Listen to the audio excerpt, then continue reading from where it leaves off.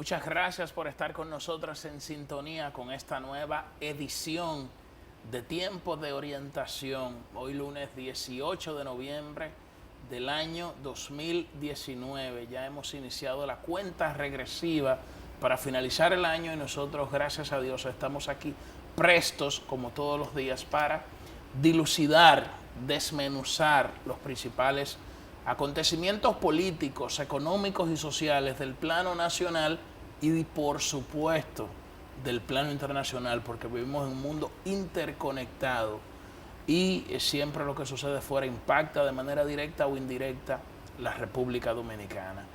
Y para mí es un honor que me acompañe en el día de hoy la comunicadora y politóloga Eduarda Andújar, que se ha integrado, ¿verdad?, de manera gradual al equipo de Tiempo de Orientación.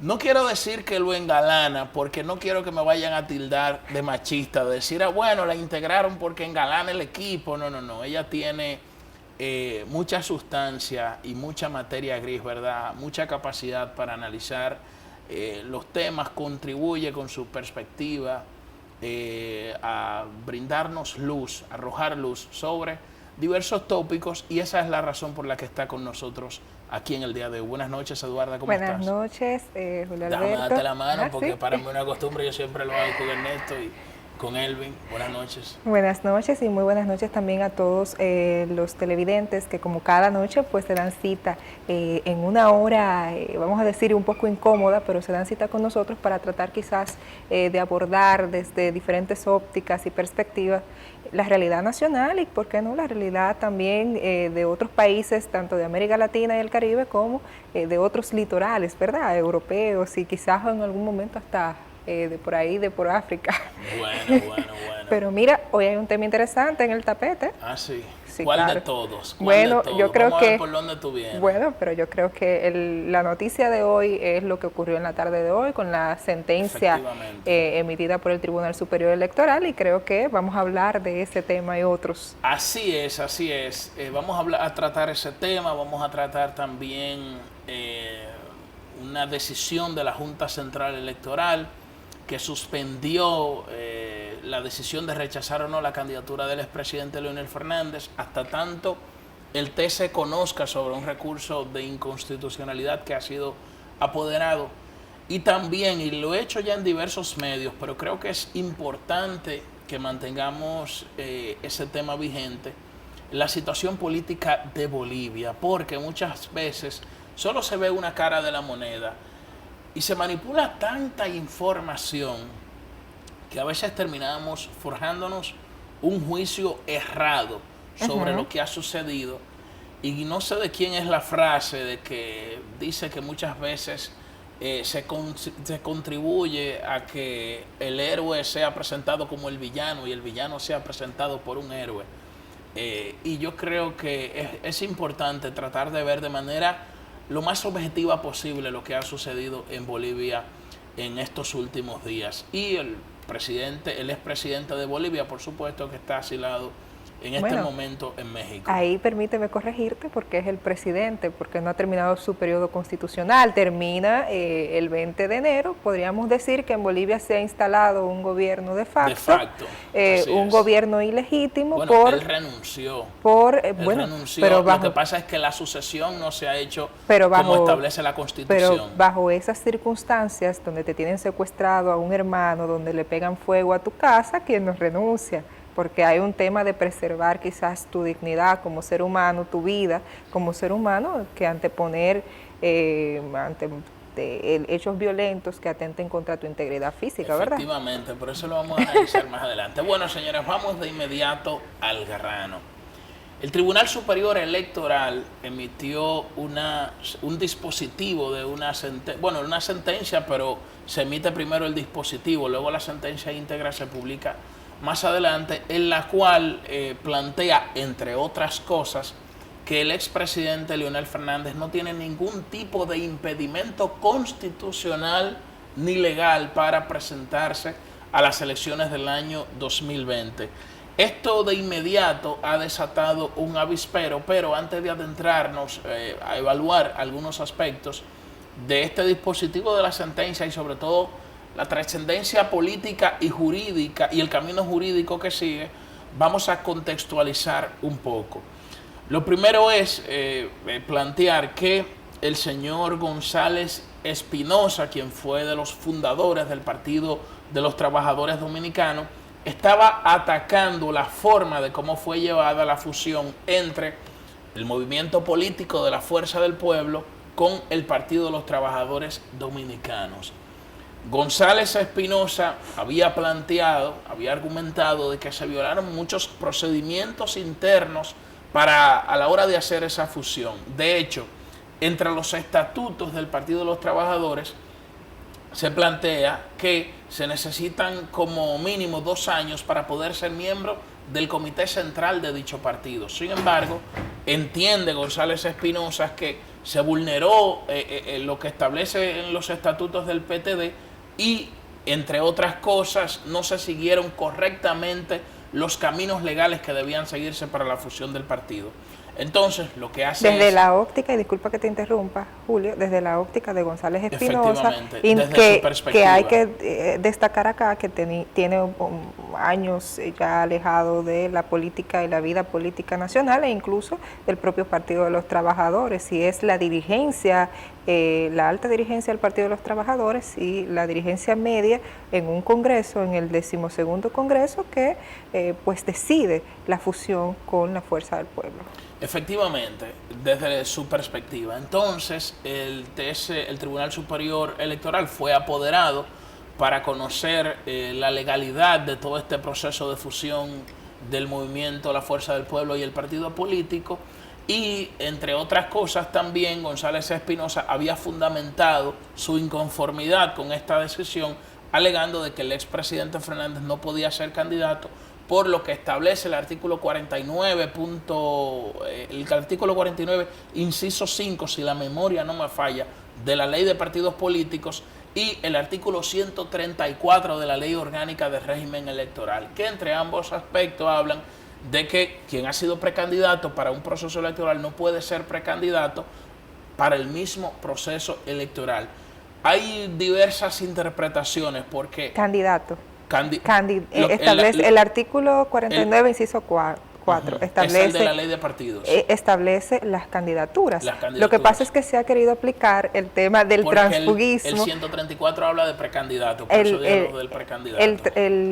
El tema del transfugismo a la figura del presidente Fernández, pero es que está siendo mal interpretado incluso de manera conceptual el término transfugismo, porque ¿qué es un tránsfuga? Y por eso es importante que uno entienda el sentido conceptual. ¿Qué es un tránsfuga? Es una persona que se va de un partido político y se lleva algo. Y en los países europeos, por ejemplo en España, la forma de conformar los gobiernos, ¿cómo se hace? Por bancadas, en mayoría en el Parlamento.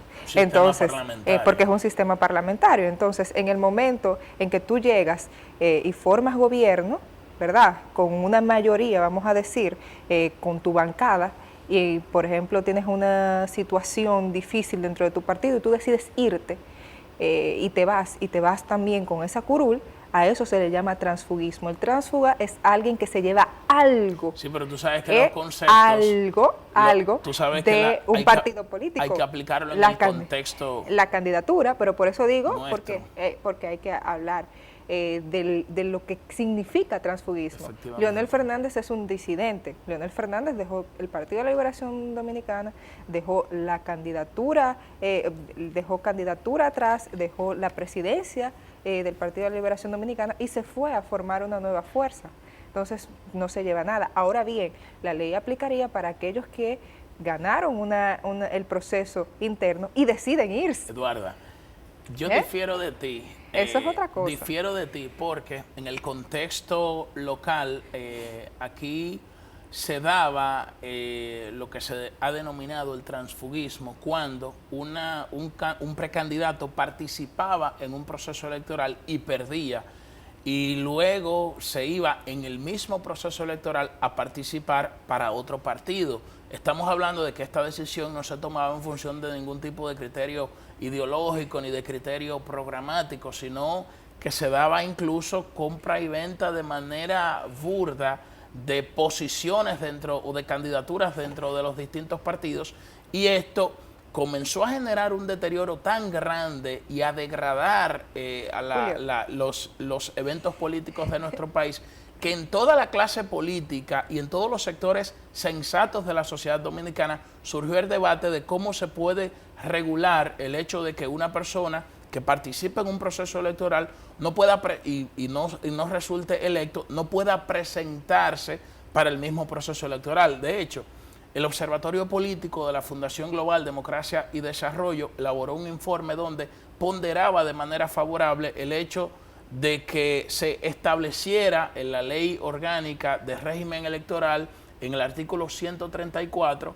el hecho de que los precandidatos no pudieran participar en más de un proceso electoral, en más de un proceso en el mismo evento electoral, al igual que con la ley de partidos. Ahora, ciertamente hubo un error en la manera literal de cómo se transcribió en ambas leyes, porque ciertamente... Incluso hay un error conceptual muy fuerte ahí, porque el transfugismo no es eso, lo acabo de explicar aquí, que es el transfugismo. Y hay algo que quiero aportar a tu comentario, y es que acuérdate que en el debate público comenzó a surgir el tema del transfugismo en el proceso pasado, sobre todo por los acuerdos de aposentos que se hicieron, que violentaron derechos fundamentales de muchas personas dentro de todos los partidos políticos. Yo recuerdo que con la famosa Alianza Rosada también se cuestionó mucho eso de que la gente se iba... Te puedo decir que, por ejemplo, de 322 noticias que salieron en el año 2015, en diciembre del año 2015, 48 noticias, casi algo que para mí es mucho, se dedicaban específicamente al tema de tratar la vulneración de derechos de las personas dentro de los partidos políticos por los acuerdos, y las personas que se iban de esas organizaciones políticas, de todas las organizaciones políticas, justamente porque se le estaba violentando el derecho. Pero en este caso, pero por ahí no comenzó, estamos hablando de vulneración de derechos, pero ahí a comenzó, elegir y ser elegible. Claro que es una vulneración de derechos, porque la Constitución establece cuáles son los requisitos para tú ser presidente de la República: tener más de 30 años, estar en pleno disfrute de tus derechos políticos y civiles, no pertenecer a las fuerzas castrenses, a ninguna.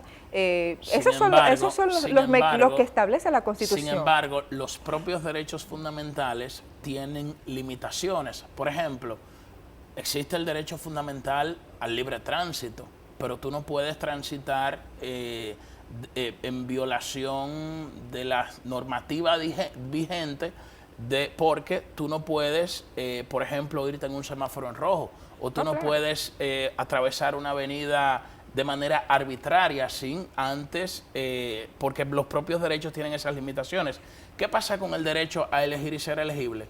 Que en un evento electoral tú haces uso de ese derecho, como propiamente se hizo con todos los precandidatos que participaron en las primarias del 6 de octubre, porque aquí estamos hablando de lo siguiente: de más de 11,000 y tanto de precandidatos, un solo precandidato es que ha argumentado de que se le ha vulnerado el derecho, e incluso que se alega un supuesto fraude que al parecer solamente perjudicó a una persona de más de 11,000 y pico de precandidatos, porque no he visto otros precandidatos que han argumentado lo mismo en los medios de comunicación de manera insistente. Pero bueno, el punto es el siguiente, para concluir con este tema de mi parte, que el Tribunal Constitucional está apoderado de una acción directa en inconstitucionalidad por un jurista que entendió de que estas limitaciones que establecen la ley de partidos y la ley de régimen electoral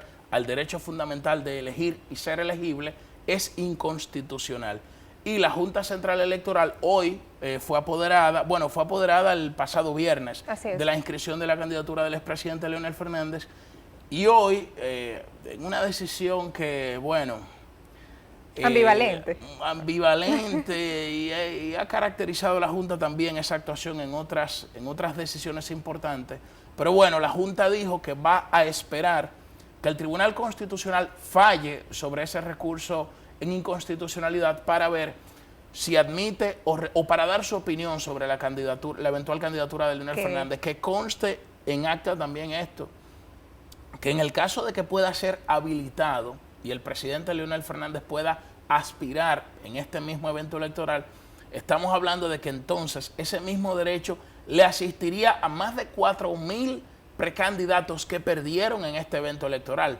Entonces ahí estamos hablando de que esto generará una situación, diríamos, turbulenta en el escenario político dominicano, porque cada uno de los precandidatos sencillamente podrá aspirar por otra organización, lo que significaría en un evento electoral que ya hay en poco tiempo elecciones municipales, el tercer domingo de febrero, donde ni siquiera se han puesto de acuerdo. Bueno, la mayoría de partidos se han puesto de acuerdo, pero hay una minoría que no quiere el consenso de esa mayoría de partidos que se ha puesto de acuerdo con un sistema de votación. Pero en medio de toda esa maraña, imagínense lo que implicaría que más de 4.000 precandidatos puedan aspirar. Y yo me estoy riendo porque tú has dicho muchas cosas interesantes aquí. Dame una tesis doctoral. No, no te voy a dar una tesis doctoral, que va, Julio. Lo primero es que desde mi óptica yo creo que la Junta ha actuado con un poco de irresponsabilidad, porque la Junta está habilitada y la Junta tiene la responsabilidad, y valga la redundancia con esto, de interpretar la ley. O sea, la Junta tiene que emitir una opinión de acuerdo a lo que la Junta Central Electoral entiende que está escrito en la legislación electoral, porque es el principal árbitro, es el órgano que está llamado a justamente montar, organizar y ser veedor de los procesos electorales en la República Dominicana. O sea, que quién más que la Junta Central Electoral para emitir su opinión. Y yo creo que los magistrados que están en el pleno de la Junta Central Electoral tienen la suficiente capacidad para emitir una opinión respecto al tema en cuestión. Tú hablabas de una mayoría que no quiere... 12 partidos políticos que no se pusieron de acuerdo con el voto automatizado. Que no quiere... pues de alguna manera ver el tema del voto automatizado. Bueno, pero es que la Junta Central Electoral, volvemos a lo mismo, la Junta Central Electoral y establecerlo en el reglamento. No, y no solamente eso, la Junta Central Electoral ha sido reiterativa en los errores que ha cometido. El primer error de la Junta Central Electoral es que no se hizo la auditoría previa al proceso de primarias internas dentro del Partido de la Liberación Dominicana y dentro del Partido Revolucionario Moderno. Ya ahí crece la duda y la incertidumbre. Luego la Junta Central Electoral emitió declaraciones que fueron desafortunadas y que la realidad es que no dan garantías a la población. Y voy a ser reiterativa. ¿Cuál población? Al pueblo dominicano. Voy a ser reiterativa con esto. No es un ente homogéneo, voy es a un ser ente heterogéneo. Plural, por supuesto. Hay partidos que quisieran, hay gente que quisiera el voto automatizado, como hay muchos dominicanos. El CONEP, la Iglesia, Participación Ciudadana, han elogiado el desempeño de la Junta. Participación Ciudadana no debería estar opinando porque el incumbente de Participación Ciudadana, que es el que ha estado dando las declaraciones, es Herbado del presidente de la Junta Central Electoral. Le está confundiendo con Finjus, con la Fundación Institucionalidad y Justicia. Sí, perdón. Pero bueno, vamos a una pausa, porque si seguimos vamos a hacer la hora entera y tenemos un invitado y tenemos que continuar con el contenido de este programa. Pero es interesante, ¿verdad?, contrastar ideas. Vamos a una pausa y cuando regresemos estaremos en nuestra conversación central de esta noche. Regresamos de inmediato.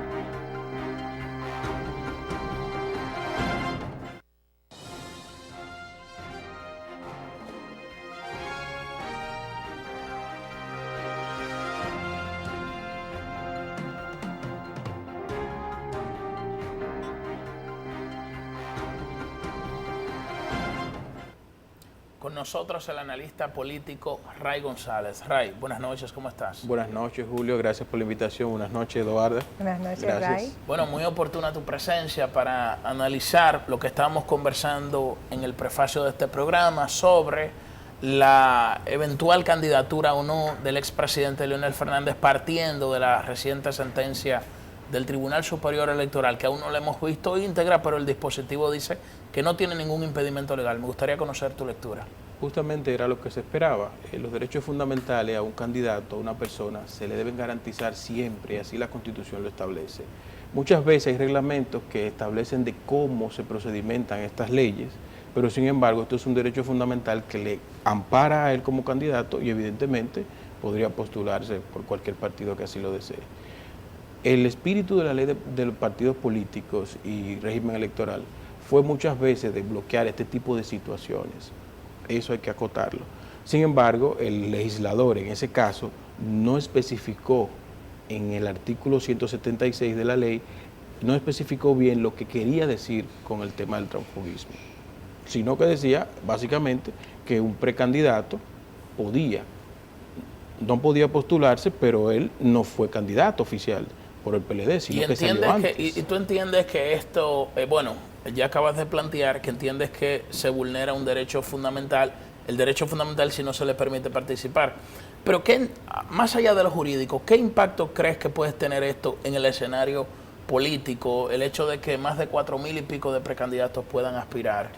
Recuerden que fue un tribunal que se pronunció, el Tribunal Superior Electoral, que me honra conocer los magistrados que lo componen, realmente se pronuncian por sentencias y en base a un sometimiento de pruebas, de procedimientos jurídicos, ellos entonces dan su parecer.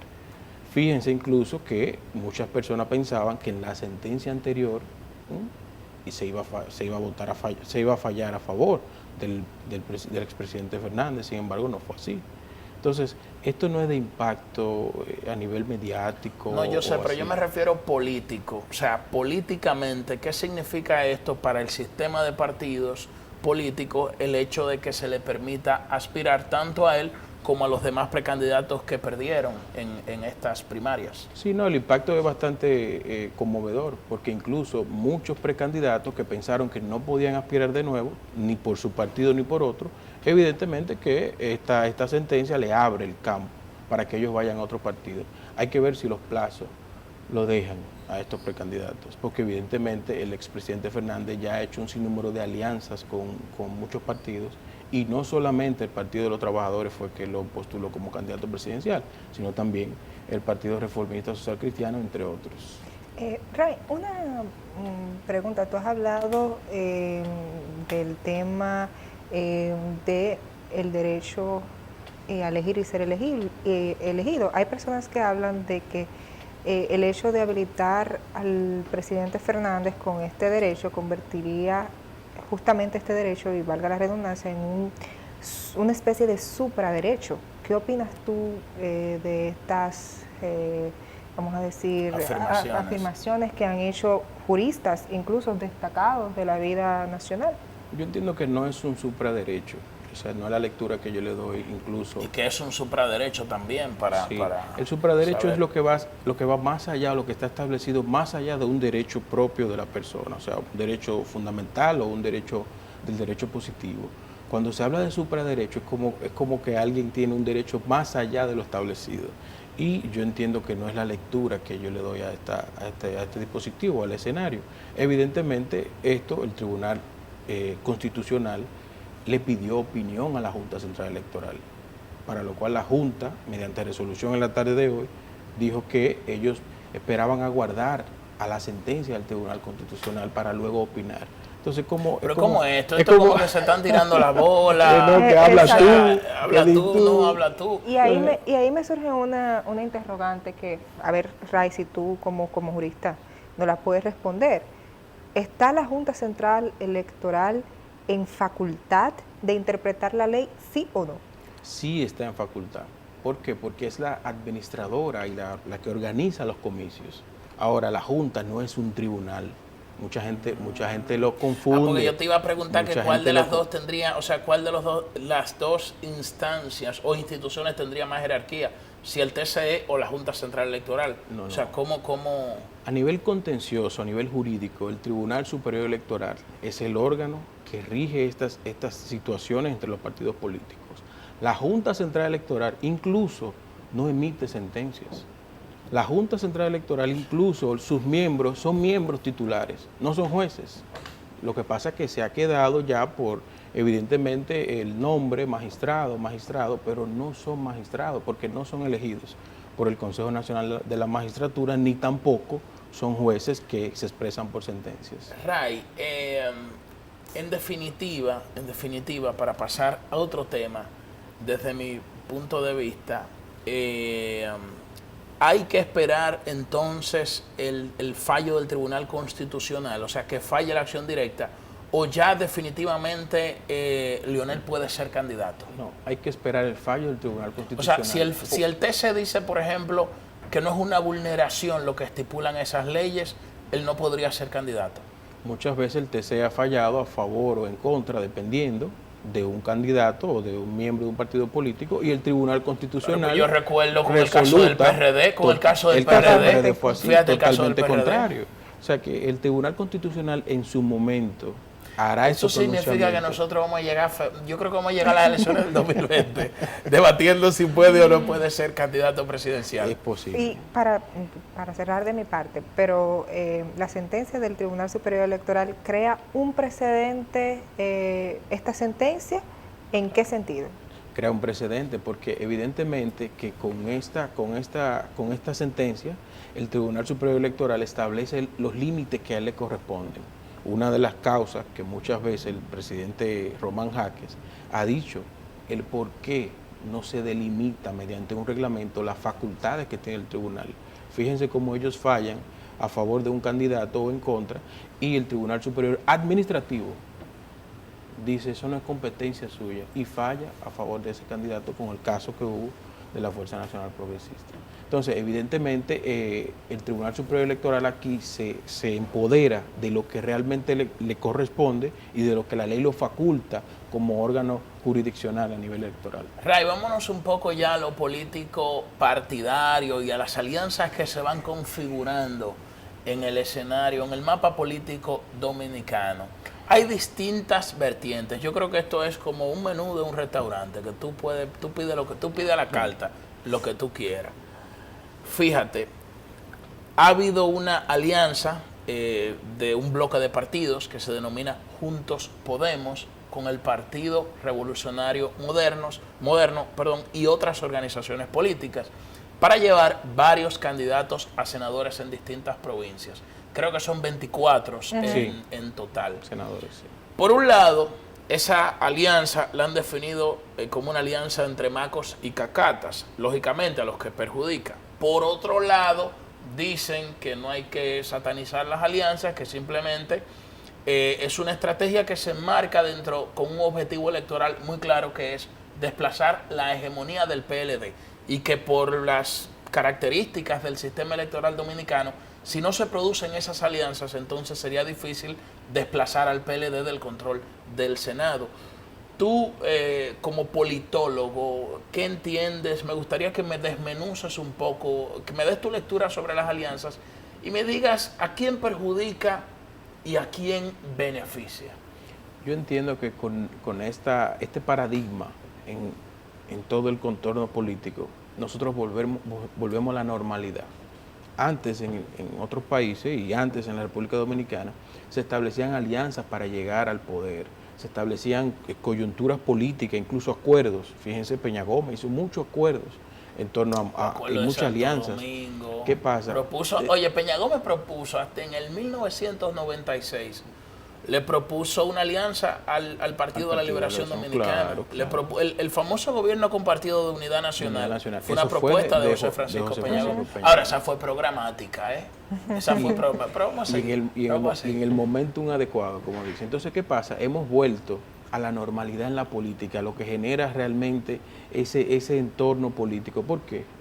Desde hace años hacia acá, un Senado de un solo partido, un gobierno con una concentración de poder desde las instancias judiciales, y las instancias congresuales, municipales, o sea, en todo. Entonces no hay una participación política, no hay una democracia, evidentemente, en un sistema de partidos así. Lo ideológico ahí. En el tema de ideologías, yo tengo un punto yo no quiero como lo ideológico abstracto. Ray, pero antes de irnos a la pausa, y discúlpame, Julio, me gustaría que... ¿No quiere que él se refiera a lo ideológico? Sí, nos vamos a referir a lo ideológico, pero me gustaría ver tu lectura de lo que implicaría para la República Dominicana tener quizás un Congreso plural. ¿Qué podríamos esperar de un Congreso plural? Yo entiendo que una de las cosas, una de las últimas noticias positivas que ha tenido la República Dominicana a nivel político ha sido esta división. ¿Por qué? Porque los liderazgos ahora se dividen y tienden a negociar. Antes el poder solamente estaba en una sola persona, en un solo partido, y por ende no había una participación democrática. Yo entiendo que con esta división de partidos, de liderazgos, ahora sí hay fuerzas, hay coaliciones, se forman alianzas, ahora sí hay que negociar, ahora sí hay que pensar en el país, hay que pactar acuerdos. ¿Por qué? Porque sin mí tú no llegas, o conmigo tú no vas. Entonces, yo entiendo que ahora el sistema sí se pluraliza a nivel democrático. Con tu permiso vamos a una pausa y cuando regresemos de la pausa yo creo que completemos ese tema de las alianzas para que también hablemos un poco de política internacional. Regresamos de inmediato.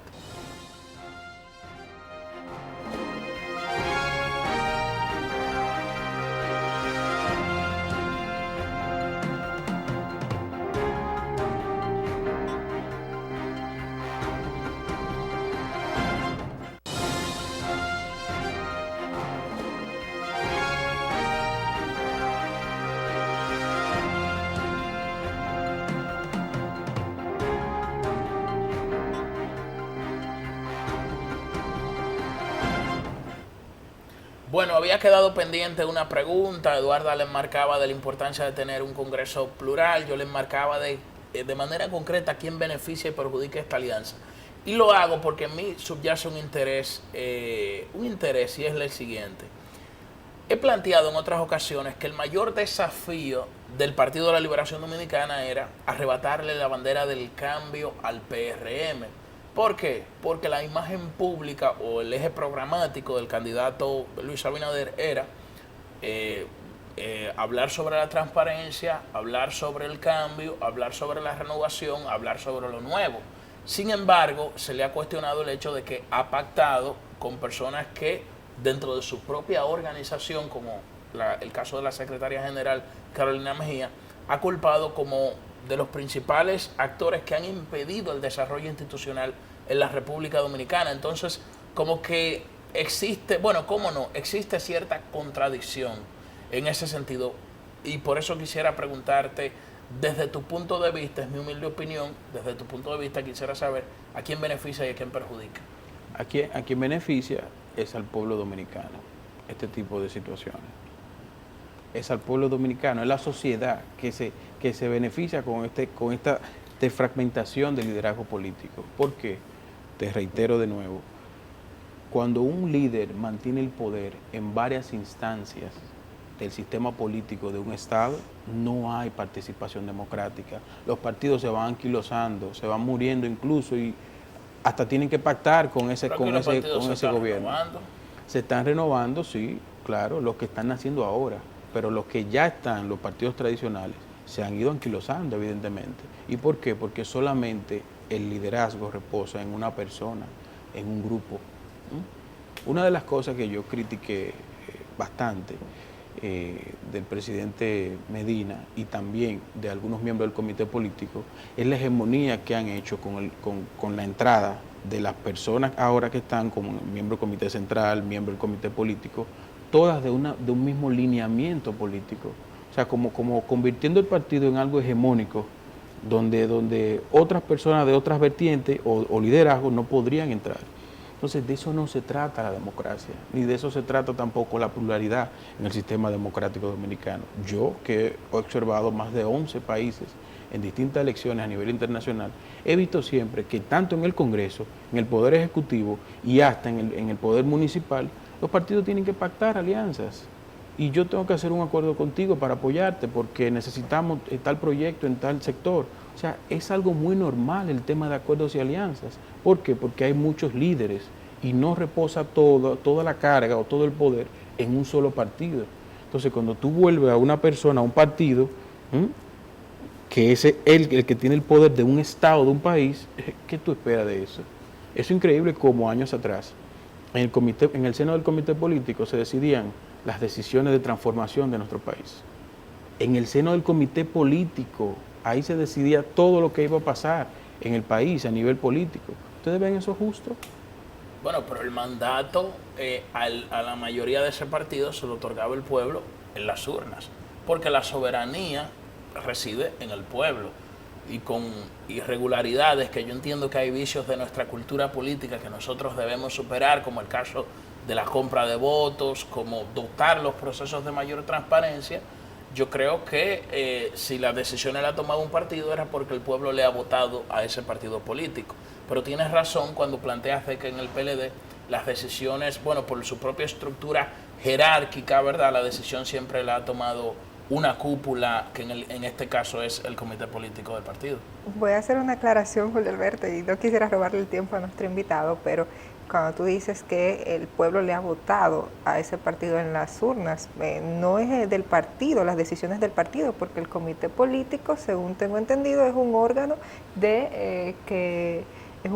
que puede reunirse, pero al final el comité central es que debe referendar y dar marcha a lo hablado en el comité político. Claro, no se veía el máximo órgano. No se veía esa interacción entre el comité político y el comité central del Partido de la Liberación Dominicana, y quienes estaban en el comité político, a excepción de ¿cuántos? Unos 5 personas de 35 miembros, sí eran elegidos por el voto popular, lo que quizás a mi parecer le quitaría un poquito de legitimidad.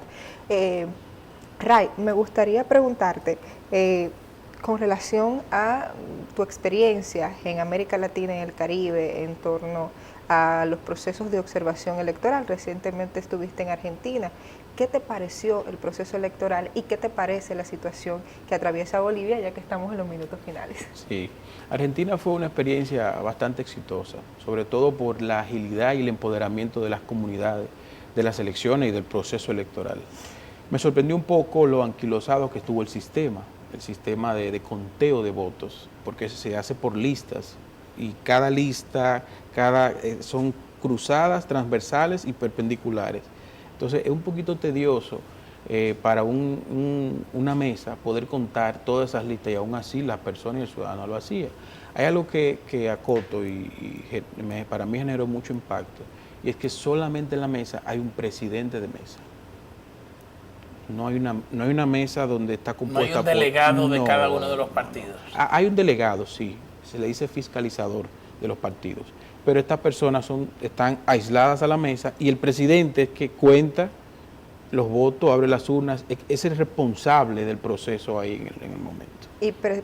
Y ahí me llega un interrogante: ¿pertenece el presidente de esas mesas a un partido político? ¿Es una persona de sociedad civil que tiene una responsabilidad íntegra con, en este caso, el Tribunal Supremo Electoral? No, esa es otra diferencia también en Argentina. Es muy complejo el sistema electoral argentino. Primero, el presidente no debe pertenecer a ningún partido, sino a la sociedad civil. Segundo, no existe un órgano electoral constituido como en nuestro país, sino que es una dirección nacional constituida en Cámara Electoral que depende del Ministerio de Interior y Obras Públicas. Bueno, quisiera también que habláramos sobre el caso de Bolivia. Lo de Evo Morales, ¿te parece que fue un golpe de Estado o fue una renuncia del presidente de Bolivia, o ambas cosas? En mi opinión, ahí no hay nada de golpe de Estado en lo que pasó con Evo Morales. Evo Morales quiso forzar una candidatura y una presidencia que no iba. Desde el referéndum para cambiar y modificar la Constitución, desde ahí. Le dio la espalda a la voluntad. Totalmente. La voluntad ciudadana expresada de manera libérrima en ese referéndum. Entonces, donde más del 50% de los bolivianos le dijeron que no. Dijo que no. Entonces quiso cambiar lo que la historia, lo que se va evolucionando a nivel político en la historia de los pueblos. Cuando tú quieres tergiversar lo que va evolucionando en la historia de nuestros pueblos y de nuestras sociedades, evidentemente tú te ganas repudio de la sociedad, de la comunidad internacional. Y el hecho, Ray, de que los militares, déjame ayudar un poco a Eduardo, ¿verdad? Que yo sé que tiene que estar quemándose por dentro el fuego que siente. El caso de que los militares le hayan pedido a Evo Morales la renuncia, eso tiene un tufo, muy maloliente en América Latina, Pero, sobre todo el rol de los militares que han jugado siempre en los golpes de Estado civiles y de propios militares también en la región. Para reforzar eso, Ray, el mandato constitucional, o sea, hay que recordar, y ahí sí me gustaría que me dieras una opinión como constitucionalista y quizás como demócrata. No como politólogo ahí. Sí, ¿verdad? Evo Morales ganó un periodo electoral que concluye el día 20 de enero del próximo año, o sea que constitucionalmente, aunque se hayan cometido situaciones que, bueno, la OEA ha emitido un informe, pero hay otros organismos que han emitido informes que dicen que criticando a la OEA. Criticando a la OEA y diciendo básicamente que tanto el sistema que utilizó la OEA como el Tribunal Supremo Electoral de Bolivia tuvieron los mismos resultados, pero hay un periodo constitucional que a mi entender debe respetarse. En 30 segundos, Ray, porque tenemos que culminar. Si nos puedes comentar. Pero el que respetó ese periodo fue el mismo presidente que renunció.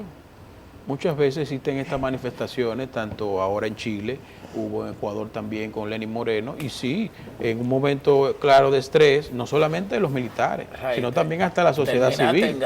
Hasta la sociedad civil le pide al presidente, mire, renuncie, porque esto hay que resolverlo. Entonces, o se arma un baño de sangre o usted renuncia. Bueno, entonces, Evo lo que hizo fue la salida más fácil y expedita. Muchas gracias a Ray por haber estado compartiendo con nosotros en estos minutos.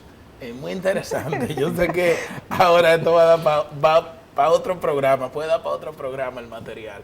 Déjate este escenario caliente, pero desafortunadamente, como dice nuestro compañero Ernesto Jiménez, el tiempo es un tirano cruel. Señores, vamos ahora a una pausa y regresamos al bloque final de Tiempo de Orientación.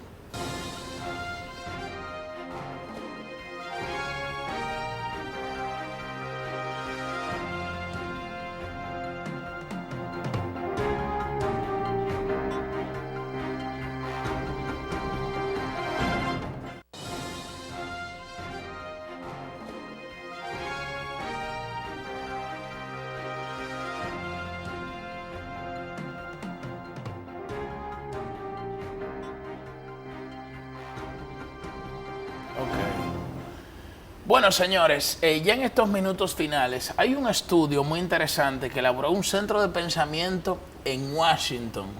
Hoy, escuchen bien, un centro de pensamiento en Washington que se llama Centro de Economía y de Investigación.